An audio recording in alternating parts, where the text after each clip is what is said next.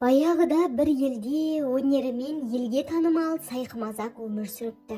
Ол шындықты әзілмен жеткізіп, халықты күлдіріп қана қоймай, ойландырып та жүріпті. Бір күні ел ішінде бір қызық хабар тарайды.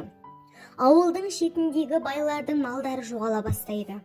Халық шулап, мал жоғалды, ұры түсті деп жиналады. Бірақ ұрыны таба алмайды. Ұры өте айлакер, із қалдырмайды екен.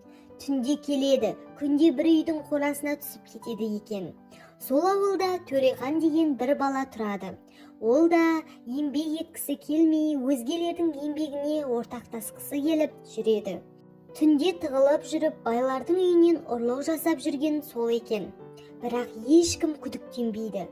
Өйткені Төрехан ақылды, момын көрінеді. Бір күні Сайқымазақ ауыл халқына былай деп жар салады: ертең ауылдың ортасындағы алаңға жиналыңдар, мен ұрыны табамын, бірақ менің әдісім өзгеше. Келесі күні барлығы жиналады.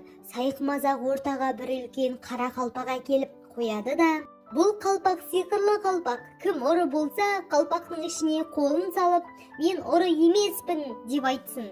Егер шынымен ұры болса, қалпағың ішінде қолы күйіп кетеді, дейді. Халық ду ете қалады. Кезек-кезек адамдар келіп, қолын салып айтып өтеді. Күймейді. Енді кезек Төреханға келеді.